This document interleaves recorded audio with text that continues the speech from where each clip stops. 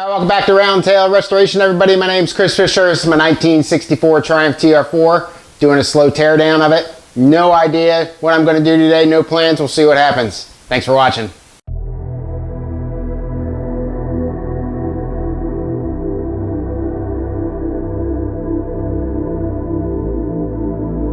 Still have a lot of little things to get off here. These bumper stops for the bonnet. There's little electrical ground connections over there. Just some random stuff to bag and tag and keep track of and all that kind of stuff. So I'm just going to go through and take several minutes and get all that stuff off. The de-wire and get the fuse box and the control box off over there. The windshield washer thing. I don't know about the windshield wiper motor. I'm not sure that I want to get into that quite yet. But we're just going to go along and make our way through. Looking at the exhaust pipe also, I noticed that looks like it's in really good shape. I'm not sure if that's stainless or not, but there's not really any rust on that, and it looks pretty good all the way through now that I got the motor out and can do a pretty good look at it. So that could be a good sign that I've got at least a halfway decent exhaust system in here and a cost that I don't have to incur. All right, so I decided to go ahead and take the windshield wiper motor off. Got little 1/4-inch nuts here. This little cap will come off, and what you can do with the little cap is the line that runs out that makes the windshield wiper go, you can kind of pull it off in here, and that way you don't have to undo all of this stuff, and you kind of separate the motor from that. I think, if I remember right, I'll take it apart. There is one bolt that holds it in from this side, and then there's two that are up on the inside of the passenger compartment.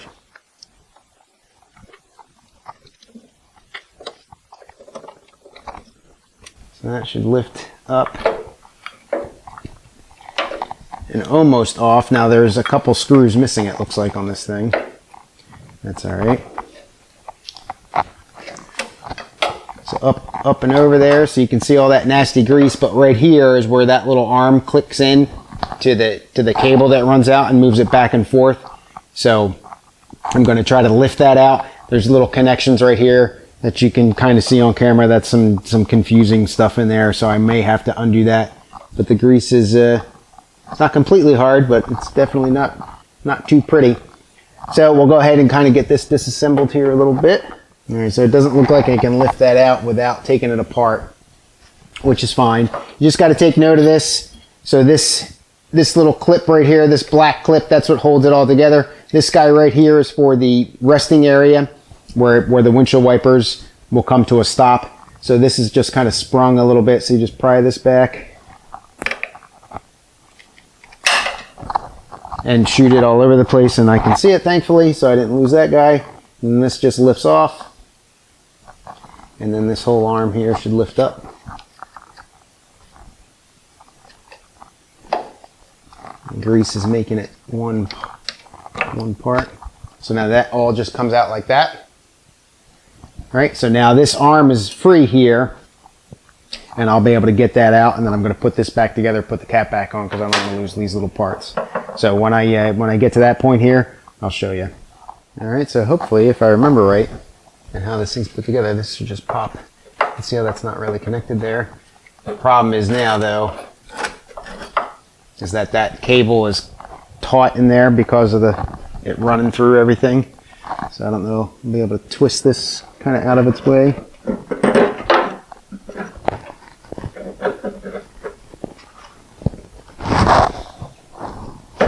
Yep, there we go. All right, so we'll lift that up and out. All right, so I got the windshield wiper motor out. Gives me access in there. I'll kind of get that cleaned up and get it inspected. Now I'm just going to put the windshield wiper motor back together. I've already kind of started here. Get it all buttoned up and put it away. If you want to see how one of these works, I did a pretty detailed video on when I restored my one from the Spitfire, and I'll put a link up in the overhead there for you to see. So as you can see here, I got the big guns out. Going to be starting to poke around and look into what's going on in this battery box area. The two brackets that you can see that kind of come from the firewall down onto the flat part, I might try to get those out. But I got my paint stripping disc, my wire wheel, and a couple a drill for popping out some spot welds and stuff like that. So we'll see. Yeah, we'll see what we can figure out here and how ugly this is going to get.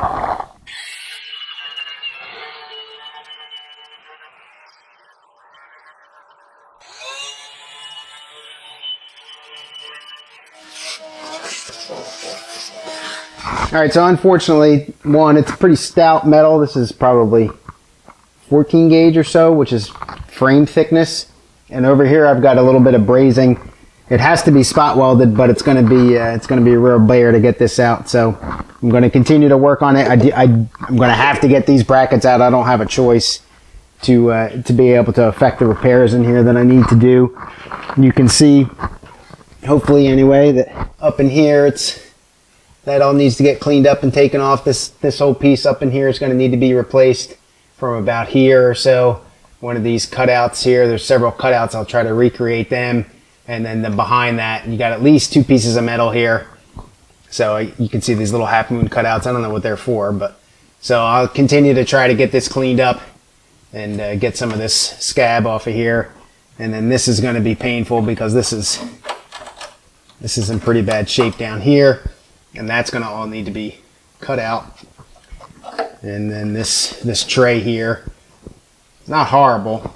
I know you can get this piece. I don't. I think based on the condition that it's in, I don't think I'm going to need to purchase it, but we'll see how it goes. Anyway, I'm going to continue on here, dig around, and see what I can figure out. So you can just barely see there's 3 little dots. It looks like 3 spot welds there. Whoops, 3 spot welds over here. And then I assume the bottoms are spot welded as well. I haven't found them yet. And then there's a little piece of braze that goes right across the top. You can really see it on that one, the brass. But I'll try to drill those out. This is not, the angle's not going to be that great. And frankly, I don't have a real great set of drill bits. I haven't restocked on sharp, fresh drill bits. So this may be a little bit futile, but we'll see if it works.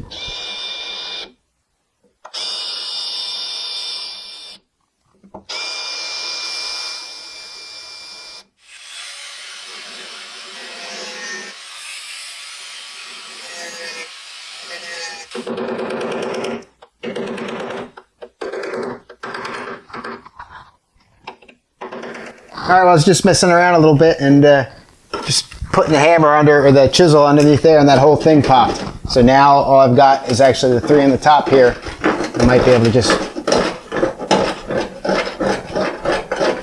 wiggle it back and forth.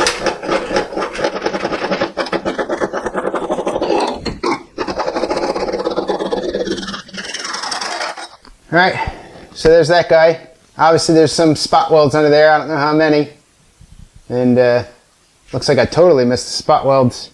You can see where the bright red is and my holes are. That's not even close. Oh well, so be it. But now I'll go ahead and try to get the other side out and then go from there. So that was very convenient. I don't know if just that rust broke those spot welds, but it's not that rusty. It's kind of surprising that it broke free so easily. Maybe I'll get lucky with the other one. So I'm slowly but surely working on that bracket over there. What I got here, this is a spot weld cutter. It's called the Dominator. And I use this a couple times on the Spitfire. It's pretty aggressive. So I'm just going to kind of play a little bit with it. I don't have illusions that it's going to work real well. But I'm not too concerned about the metal in the tray here because I'm probably going to replace out here. I got a pretty good hole right here. So we're just going to kind of essentially just put it like that and smack the heck out of it. Slide it along.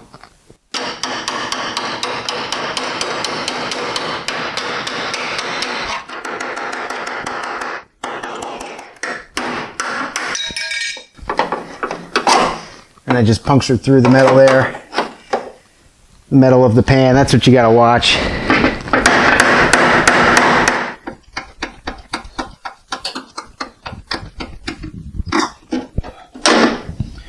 All right, well, not my finest hour there, but it came off. That hunk of metal in there is pretty pitted, pretty far gone anyway, so not too concerned about it. All right, so I'll get this stuff over to the bench, get it cleaned up a little bit, get it straightened out, get the there's Bondo on it and all sorts of stuff, and just see how this looks. And then one thing I failed to do here was take some measurements and stuff beforehand. So while I've got still remnants of everything, I'll go ahead get a ruler, get that up here, get the camera and all that stuff, and just take some key points for future reference. All right, just gonna do some random cleanup here.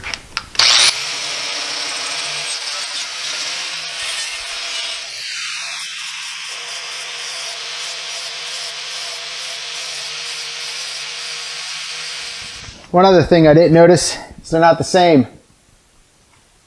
They are not the same piece. So obviously you're gonna have a left and a right here, but they're not mirror images of each other. This one, you can see that extends quite a bit further out and all that, and they are offset in the car. So even more important for the measurements and to figure out, you know, which side is which. So I'm gonna go ahead and do that now, take those pictures and everything like that. I'll try to straighten these up a little bit more. So some of these are pretty wavy, you can see that. So I just got that little desk anvil here. I'm just gonna go ahead and see if I can't straighten it up just a little bit. I don't wanna beat on it too much. I don't wanna mess it up. I don't know if you can get these, if you can see that corner starting to get eaten away right there. So I'm not sure. Pretty heavy duty steel, like I said, it's probably 14 or 16 gauge. So I don't know if we can get them, but I'll just go ahead and see if I can't straighten them out a little bit.